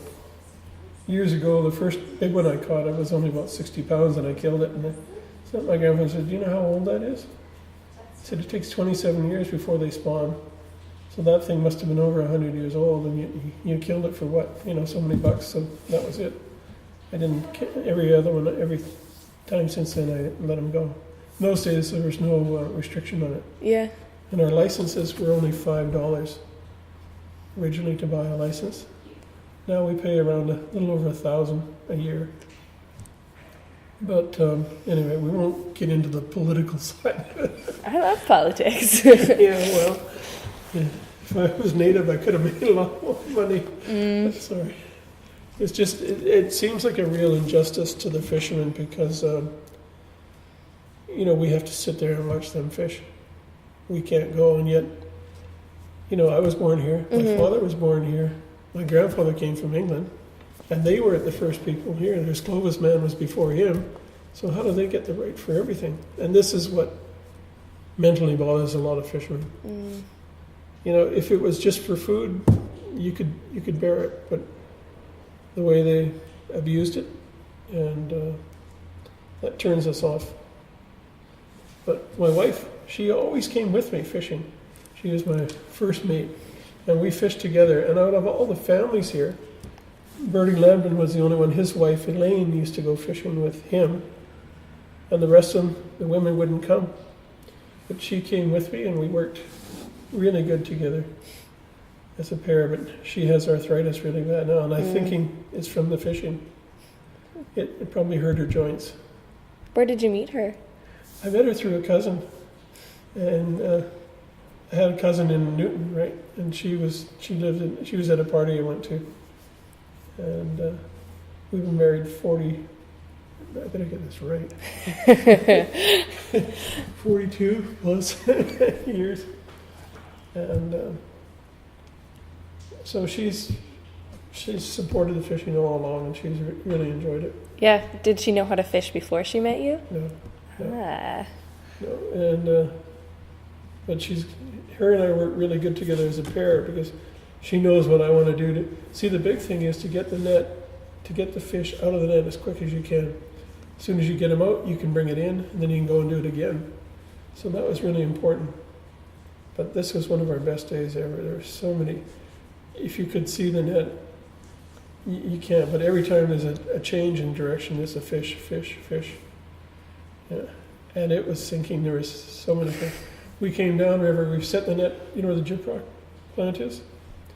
Okay. I need to study up on my New Westminster geography. Well, the Gyprock, you know where there's a scrap metal place now? You know Amex Steel? Yeah, I think Okay. so. Well, there's a cement plant, then there's Amex Steel, and then there's a Gyprock. Okay. And Gyprock is fairly old. I remember it as a kid all along. Gyprock was where they processed gypsum, would come in a freighter. They would unload it there and they'd make it into the Gyprock that we use for our walls and that. Mm-hmm. And so that was always there. I lost my train of thought. Yeah, I can't remember either. But going back to New Westminster, along the wharf, there was like Buckerfields and then Monk's Fish and then King Neptune. I don't see that end was kind of, I never got there very often. No? No, because you'd have to watch the tides, and if the tides were wrong, you wouldn't be down there. You know, but I do have some pictures at home taken from a rowboat when I was a kid, of the bridge. They're all black and white, and I used to have a contact printer. Oh, yeah, yeah. And I used to make my own photos, right? And there's one, I'm out in the center of the river looking down at the bridge, and you can see the old control house was on the center span. I don't Okay. really remember, you probably don't remember that, but in the center of the bridge, the swing span, the piece that moves, there used to be a house on top of that. And that was where the operator worked to open the bridge, to Right. close the bridge. And then finally a big self-dumper. I don't know what a self-dumper is. Okay. It's a big barge where they have cranes on it, two big cranes on it, one usually towards the front and one towards the stern. Okay. And what they do is they'd go up the coast and they'd fill this thing up with logs. And that's what they call a self-dumper. Okay. So they would load it up with logs, and in the bottom on the bottom, they would have control valves that they could open one side. It was divided down the center. So they'd flood one side, so the whole thing would tip up on an angle like this, and the logs would all slide off into the river. Well, they used to bring logs like that to Fraser Mills, and they would dump them there. And of course, they'd bring them Monday morning when we started fishing. We started fishing Monday morning, 8 o'clock. And usually about 8:15, they'd be coming through the bridge, wanting you to pick your net up. And they would drive us nuts, you know. But it seemed the fishermen were the last ones to get, maybe I'm prejudiced, but the last ones to get any rights to the river, you know. So the dumpers would come through and they'd go up to Fraser Mills. But I used to take pictures of the bridge and the swing span and that. And then every Christmas, all the tugs would tie up at the Chevron station in New West. And they would tie up because the crews wanted to be off for Christmas. And there was old wooden tugs. One was called the Mary Mackin. I don't know if you've heard of it. I don't think so. Okay, Mary Mackin was one. And these were like Class M tugs. They were big tugs, like 140 footers. And they would all tie up. The fleet would tie up at the Chevron. And there's the Mary Mackin, Florence Filberg, and the Ocean Crown was a ferry that had been converted into a tugboat. Okay. And it would tie up at there too for Christmas. And I'd go down and take pictures of them because I wanted to see the fleet, you know, and they'd all have a little tree on the top of the mast for Christmas, you know. So we would watch I really enjoyed the boats and watching the boats, and I'd get pictures of all the different tugs. And one of them, there was a small old wooden tug, and it was only about 45, 50 feet long. It was called the Ocean A. Now, when these big tugs came up, they would be dragging logs too. They'd have huge flats of logs, like 2 booms wide or 3 booms long, probably a mile long. And they would come up the river with these, tow these upriver. And then when they got to the bridge, they had a problem because they couldn't go under the width that they needed. They couldn't drag it through the center span. The center span is fairly narrow. So this old wooden tug called the Ocean A would come up, and he would hook onto he would pick up the line and he would tow it under the railway bridge to get through. And it was really something to see this little boat take over from this big boat and pull it through. And it had well, you don't want to know about engines and that. Sure. It had a V12 in it and it had about a 6-foot propeller, a 5-blade, and the reduction was 5-to-1, so that every time the engine turned over, you get 1/5, like you take 5 rotations of the engine to make 1 rotation Okay. of the propeller. But the propeller was so big and the blades were so big, it was like a continuous pull. Like when you think about it, if you had 2 blades, it would be only so often that it would be really pulling because it'd be in line with Yeah. the boat and everything else. But with a 5-blade, it's like a screw going through the water, and it would just force it through. And it used to take over the tow and bring it through the ridge. The big tugs would go through the ridge and wait on the other side for him, and then he'd bring it to them, and then they'd tow it up from there. But all of this was to serve the mill at Fraser Mills. Like Fraser Mills they would cut a lot of wood. And Billy, my one brother, he worked on the boom at Fraser Mills too, and he was a good boom man. And my uncle was super at boom work too. I've seen him walk down a tow line, you know. And when you're pulling on something, you have to you're on the boat here, Oh, yeah. and you got to tie it up, and you got to get to the boom, and if you stop, you drift down the river. So I've seen him walk down a tow line with a pipe pole, get to the boom, and so we can put a line on it to tie it up. And my father, when they were coming back with those ones from Pitt Lake, my uncle was a deckhand, and he would run ashore with a line tied around a tree, and they'd hope it would slow it down. If it didn't, it would break the tree off or pull the tree out. And so anyway, they had their ways. You know, they'd push it into the bank to try and slow it down, keep it from pulling them downriver. But anyway, so I would get pictures of all the tugs lined up at Christmas time down there. And I was always interested in boats, you know, you wanted to see them. And as a kid, I had a Brownie Hawkeye camera with it was like 3.5 inches wide by 4 inches long. And that was the largest 126 film. And that was the largest film I could buy at the time. So I could do a contact printer to do my own shots, right? Yeah. So I've got some good views of Swiftsure and tugs there and of the bridge. But of course I couldn't find them. Yeah. But I'm just trying to think, below that there was, well, the King Neptune. I don't remember the King Neptune going when they actually built it, but there used to be a fisherman's wharf at 8th Street. Mm-hmm. And the fishermen used to keep their boats there, and then gradually, over time, New Westminster was losing all the water frontage. Like, they got squeezed out of there, they went to Queensborough. Queensborough's got boats in the slough, but yeah, you're not so much interested in that, are you? I don't know.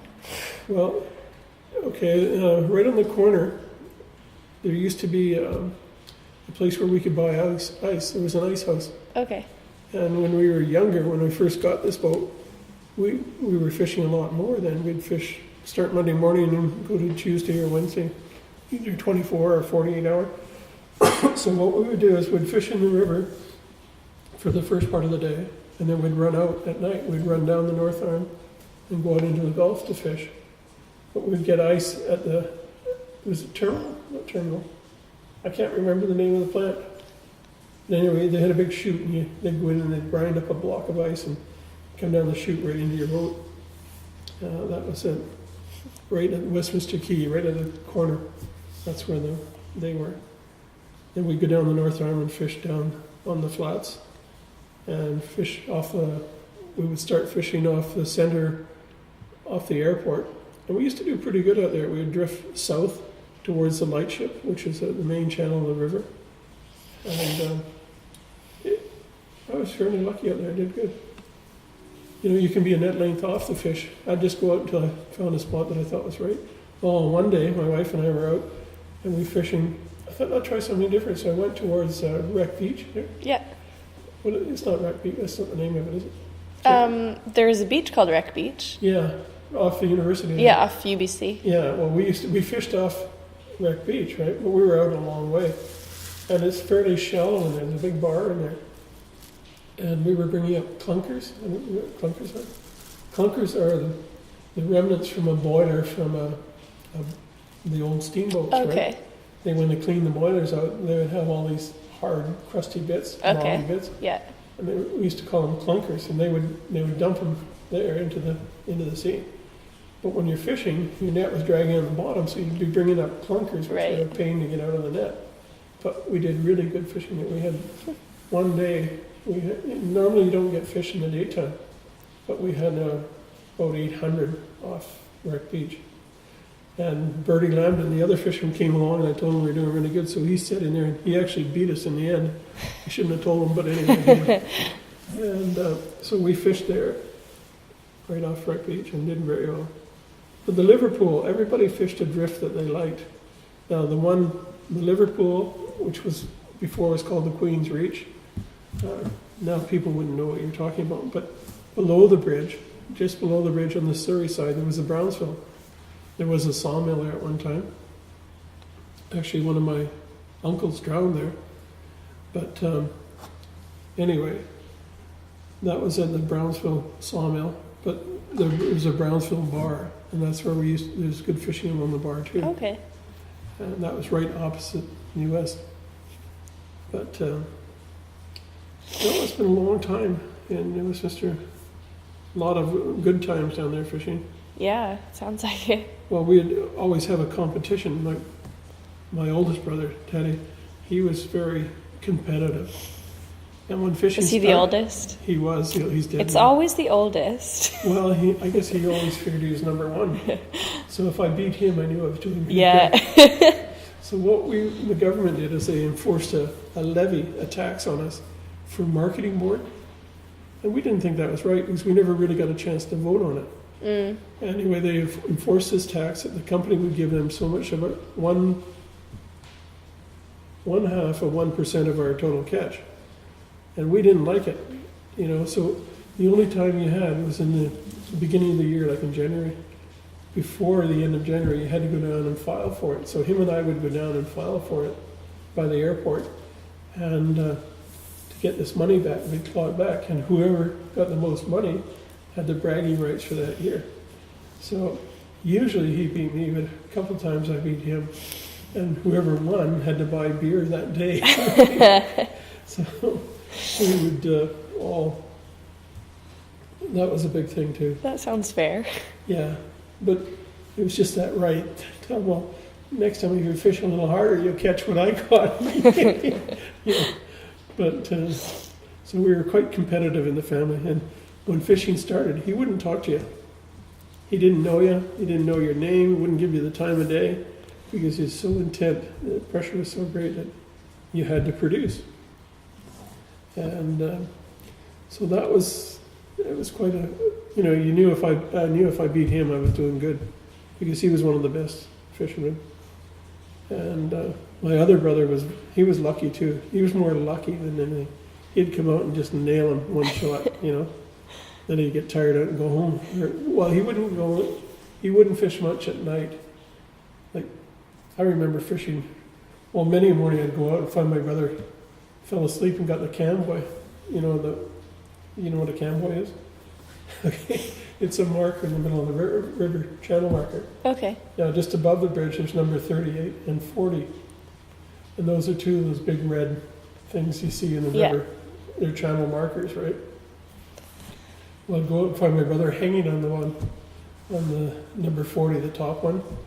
You see, fell asleep and he wrapped the net around the boat was still there and the tide was running hard. And just all kinds of stories like that. We would go down and you'd get fish. With my little boat, I got fish. I was really hitting them, that net that I hung upside down.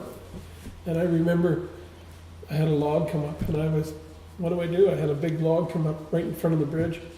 I ended up wrapping the net around the bridge and all kinds of stuff, But because I had an outboard and I couldn't put the outboard down to pull away from it. It was just horrendous. But we've all caught the bridge at different times, and you don't get paid for it, but it does a number on your net. And this one here is actually, when we're going through the bridge, I was towing for the bridge, but there's one you can see the pillar from Alex Fraser. Yeah, let's see it. This is before we hit the bridge. Yeah, that's the Patello pillar, right? Okay. But the railway bridge, the pillars are in different spots. Yeah. So I'm before I get to the patella bridge, but I had to pull the net so hard that it would go past the pillar and down. But now the SkyTrain is there. The SkyTrain pillar lines up exactly in the middle of that two spans, right?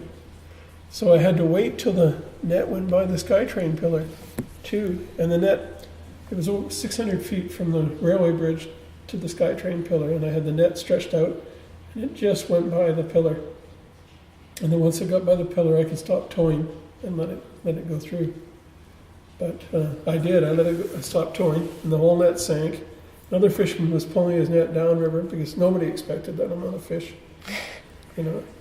And we started fishing Monday morning, 8 o'clock, and we came in, and it took us till about 4:30 to unload the net. We had 1,000 fish we had to put into the hole. We got it out, got the net back on. I ripped the net in half, but I just tied it together. Went back out, and the tide was still backing. The tide had turned now; it was backing up. And I said to Francis, "Should we make a set?" So we did. And normally, after the first drift, the main bulk of the fish are caught. Yeah. So we thought there wouldn't be anything much. So we threw the net out, and now we're going the opposite way. We're going towards Port Mann, and we had about 350 that set. So we started picking, and had no place. The fish tails were sticking out of the hold, and the fish were still coming in. We had like 2.5 feet, 3 feet of water in the back of the boat here. Fish were swimming around in the back of the boat, and I had to put a blanket, like what we call an ice blanket, which is a stiff foam thing across the door to keep the fish from going in the cabin. And I was throwing them up on the deck because I didn't have much freeboard in the stern. Like there was so much weight. There's over 6 tons of fish. No, what was it? Well, 6 pound average, 1,000 is, what's that? 6,000 pounds, 3 tons. A little over 3 tons, maybe 4 tons, because we picked up the 300. Yeah. And meanwhile, when we went back upriver, everybody was looking for collectors. Like here, you can see there's 3 boats have drifted together, and the nets are all wrapped together. And that's a real horrendous mess. Ooh. Right? So anyway, it was about 5 o'clock, and we wanted to unload because we had no more room, you know. We got the net in, got the fish out, had them piled behind the cabin door, and we went upriver, and there was a big lineup for guys to unload. And they were waiting hours and hours, so we thought, well, we'll go farther up. So we went up to Barnston Island, you know where that is. Mm-hmm. So we went up to Barnston Island, and in the slough there, in the bottom of the island, there was packers were anchored in there. So we went in and we unloaded. Well, there was one boat ahead of us, so we waited for him, and all the other guys were anchored. And when we got to unload, I said, "What's the matter with these guys? How come they're anchored up?" I said, "The fishing's still good." I said, "Well, they're tired." Okay, so we unloaded our fish, and they extended the opening. So that was 8 o'clock Monday. It was supposed to close 8 o'clock Tuesday, but they opened it till 6 o'clock Tuesday afternoon. So we fished all night, and my wife would lay down and had called her. I said, "I need a hand, honey. I was getting 200 a set." And we filled the boat up a second time. And that was our best day ever, you know. But, so we ended up with a couple thousand sockeye. That's incredible. Yeah. But the fish are coming back. This is supposed to be a big year. It's supposed to be we're supposed to have approximately 20 million sockeye this year. Yeah, I was gonna ask if you'd seen a difference in the fish. Yeah, but you know, the difference is that the fisheries don't know how to manage it. That's the problem, and they were actually screwing everything up. I mean, they don't really have a clue on what's, and as soon as they do start to learn, like they figure more fish is better, but it isn't. If you put, like for an example, say you put 10 fish into a river, that's all it'll support, 10 fish. Well, you let 15 go in there, those last 5 will dig up what the 10 have already laid eggs on and fertilize. So they're doing a lot more damage. The few fish that go over are doing a lot more damage. Not only that, the numbers may be larger, like when they had that really big return, but there's so many of the fry when those eggs hatch that there isn't enough food for them, so that they're smaller, they're weaker, and when they go out to sea, their survival rates are a lot less. So the numbers collapsed really quickly after that big year. And we've had, like I belong to the Area E, which is, Area E fishermen is for the Fraser River area. What the government has done is they've divided the coast up into 3 areas. There's northern, central, and southern. Well, we live in the south, so we picked the south. And anyway, the thing about it is the only thing that we have that's been fighting for us is the Survival Coalition, which fishermen have gone out and fished and got charged for. And my brother got charged a few times, right, for fishing illegally against it, like fishing out at the time when the natives were fishing. We went fishing. There was a big protest years ago. Yeah. But anyway, he got fined, we got fined, and but if you don't stand up for your rights, what's the point? You know, we belong to the Area E, which is a group that's formed to protect the rights of the Fraser River fishermen. And those are things you might want to consider. Well, I guess you just want New West, don't you? Yeah, this project is mostly just on the New West waterfront, Yeah. but that's really interesting. So, like below the, I just thought of something like below the coal dock here. There was, my father had a booming. He used to have potting driven there, and they used to bring the logs in, tie logs that were coming out of the mill there too. So it's anyway. I diverse. Sorry about that. No, I just seem to ramble on, but I love rambles. I say the best conversations happen on tangents. yeah. Well, I mean, there's a lot of stories we could tell you about there, but we used to, when we fished hooligans, my brother built a big smokehouse, and we used to sell hooligans. Were really popular in New West. You know, you could, and Richard Patterson, the Sheaves, Patterson, and the Carters were fishing hooligans. So we would all be competing against each other, right? So then there'd be a price war. And Richard would have his old faithful people would come down, and he always used to go to Cops and get shoe boxes and sell the hooligans in shoe boxes. You know, but my brother would do the selling because he had his shed was better there than mine was too far down. So I would do a lot more of the fishing, and there was some days there you'd put out from here to the wall, and you'd have 500 pounds of hooligans. Well, all those hooligans have to come out of the net, so you have to be picked out. So what we would do is we'd bring the boat back and put the boat to the rack, the stern to the rack, and we'd pull the net out. And when the net came out, we'd pull it up onto the poles. So the fish were all hanging out, so we could go along and pick them out. But still, it was a lot of work. Yeah. But anyway, they're fantastic eating fish. You cook them really hot, and you cook them fast. My grandfather used to just put salt in the pan and cook them in the salt, and then they get crispy brown on both sides. A little bit of butter, and you could pick out the tail, and the meat would fall away. And some people, I remember my mom didn't like eating all the guts and that, and some people leave the heads on, but we didn't. We always cut the head off and gutted them, right? But there's like a bladder in the males that's good eating, and the roe is good eating too, if you like. You have to be a fishy person. like in our family, all the things were generated on Adams River sockeye. Like the year we got a new car, that was an Adams River year. The year we got a new TV was Adams River. You know, everything was, you know, they got a picture window in the front room, that was Adams River. So those were important events for our family. That were our mainstay. And we used to sell fish. When I had my first boat, the open one, I had a 53 Pontiac 4-door, and I took the back seat out, and I'd load fish into the back and sell the fish out of the back. I mean, I paid $50 for the car, so I wasn't too worried about that. And yeah, we would peddle fish, and you name it. We used to. Brother built a smokehouse in front of his shed here, that big one. Yeah. And he had racks in there. We would smoke fish, and then we'd have a big party.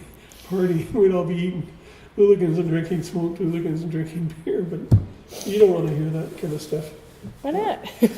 Well, it was a lot of good times. Like, in my biggest thing was like school was to get out and go to the creek. Yeah. Like, we called this the creek, but the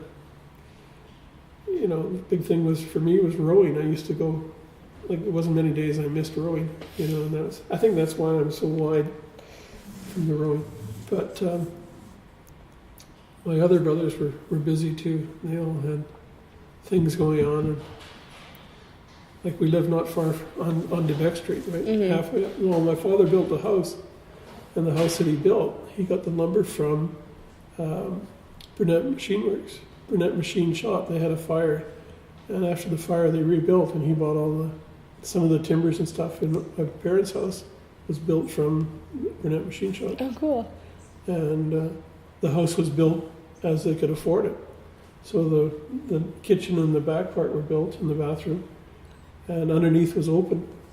And it didn't get completed until, like, an Adams River year, they'd do more and more. So it was very interesting, to say the least. But a lot of memories. When we were kids, we had a little scow came down. Now, I don't know whether you watched, like, Tom Sawyer and that, but it was like Yeah. one of those boats. It was a flat bottom boat. And we built a shed, and we had it tied in here too.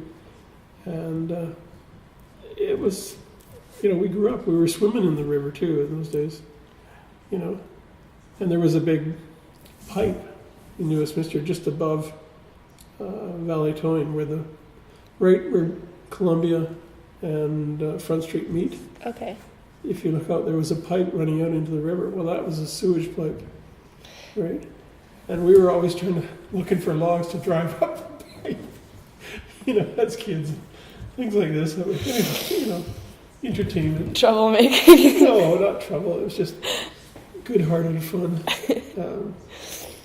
I just tried to. Well, we had one year they tied a big log dumping barge, Mhm. at just below at Swisher, and there was a storm came up, and it broke loose from its moorings, and it came up and went right through the railway bridge, and pushed the railway bridge off of its landings, and we were thought, like, that was down here, right? But we were thought it was going to come into the creek here, and if it did, it would have crushed all the boats in the creek. But as it was, it sailed right by and landed at Capel Island. Missed us. But I remember there was. Sorry, am I? No, I was just are we thinking. over time? No, I've got a pretty open schedule. I was thinking, like, a subject that comes up a lot was the port shutting down. Yeah, the harbor. Yeah. Yeah, I was well- wondering if you remembered much about that, like how it changed Well, things there's around no there. more dunnage with all the. So our wood supply dwindled. Matter of fact, that shack was built with timbers off the railway bridge. What happened is that there was so much bridge traffic that they would wear it down. They wouldn't rot, but they'd get crushed from all the way to the railway cars. Okay.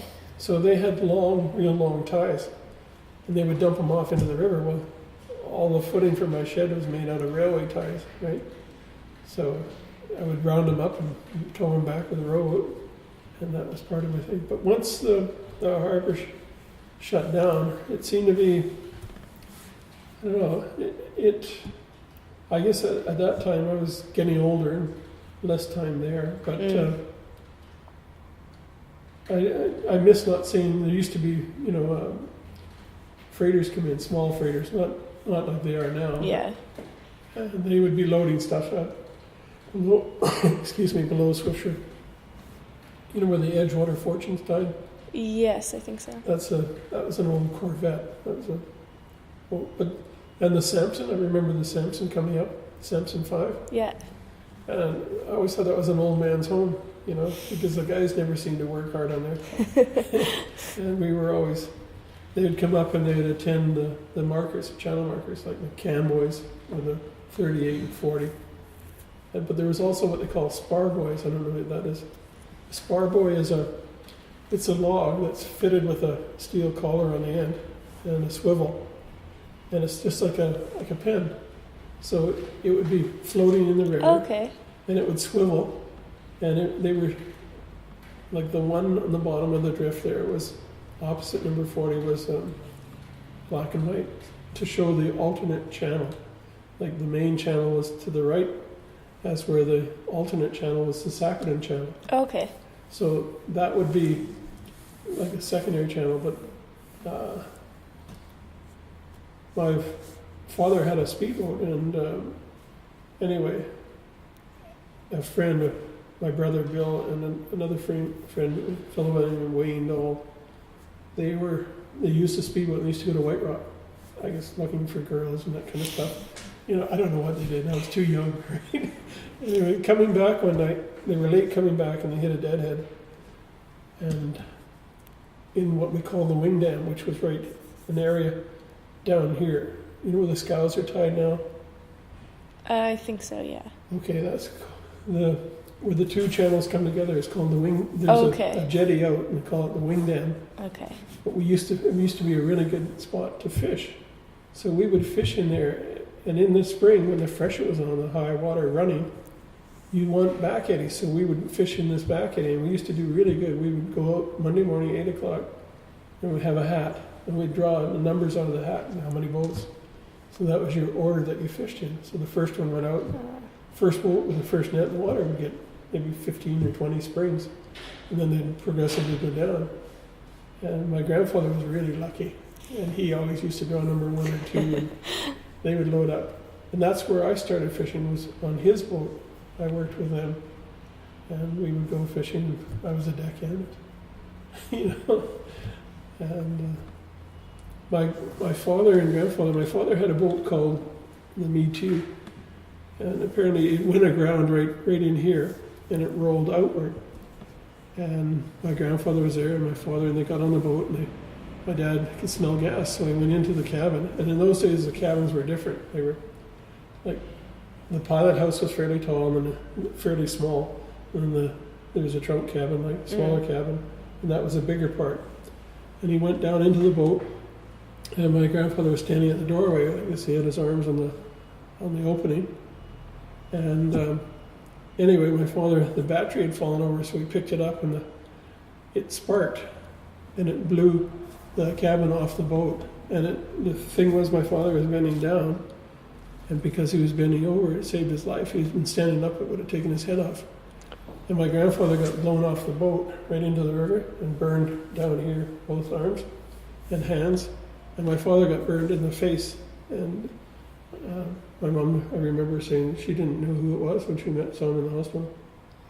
He was burnt so bad that his face was all burnt, his chest, but his hands and it were fine. So after that, my father and grandfather went together and fished together. So my grandfather he could run the boat, and my dad would pick. He would pick the fish, and they used to do good together, and they did that for years. And my grandfather fished till he was 91. 91? Yeah, and then at 90, he stopped fishing at 91, and at 93 he died. You know? Wow. And anyway, my father, he fished all his life too, and he had Alzheimer's, and that's what. Well, what killed him was he went into the Royal Columbian, and he got they were doing a spinal check on him, and he got a staphylococcus spinal meningitis, and that's what killed him. But funny, a lot of the fishermen that went into the hospital died from infections. Like Richard Patterson died in Royal Columbian from an infection, from wounds, you know, from operations. My father, quite a few of them. But anyway, diverse again. Just that in those days they worked together as a team to fish. And when I was a kid, I remember they used to have what they call bluestone tubs here. In those days, the nets were linen. Okay. And they had these big, like a wooden hot tub, about 6 foot in diameter, and they were floating. And they had 2 of them tied at the wharf. And what you do is you put your net in there at the end of the year, like after Oolakins or anything, because the nets were linen and they would rot. So you had to dip them in the bluestone, which is copper sulfate, to preserve the linen nets, right? And what I did do is when my father, like they were there so long that there was part of an engine left in the mud here.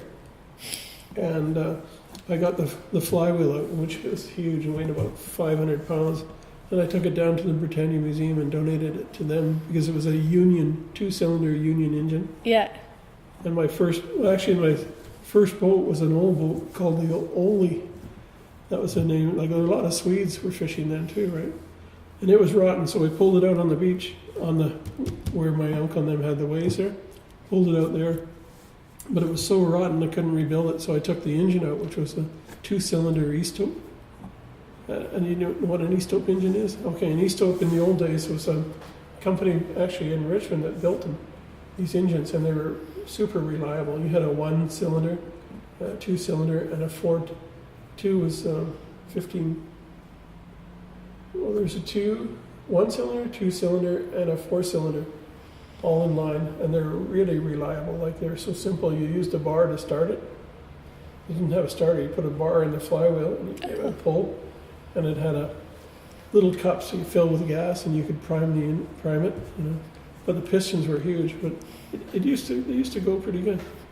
Anyway, I got an engine, the Eastope, out of there, and I ended up selling it to a museum in North Vancouver. But my grandfather was one of the first ones to have a gas engine in a boat, like a gas car engine in a boat. Not, in those days they had Buicks and straight A Stutz and those kind of things, and they had one of the first ones to put a gas engine in a boat, and that's years and years ago. But he was actually, my grandfather was hurt. They were out hunting. I don't know where it was. They were hunting on maybe it was probably Mud Bay, because they used to have a lease. Like my dad and grandfather bought, in the old days you could buy a spot on the Nickelmackle River. And there were so many fishermen in the river, but they had the rights to fish there. So they had a top, at the top of their property they had a line. At the bottom they had a line. So they could fish between the two lines. So what they would do is they'd put a net across the top, wait for the fish to come in, right? They'd come up against the net, and then they'd put a net at the bottom. Right. Right across. And then they would seine them between, and they'd drag them to shore, and they'd load them into an old truck, and they'd bring them to New West and sell them here.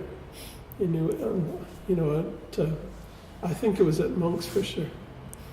But anyway, diverse again. But no, I remember it being ice right across the river. Like from my uncle apparently crossed the river when it was frozen, like right across. I don't know how he did it or just where he did it. That's insane. Yeah, but in those days they would do different. They were young and they wanted things to do.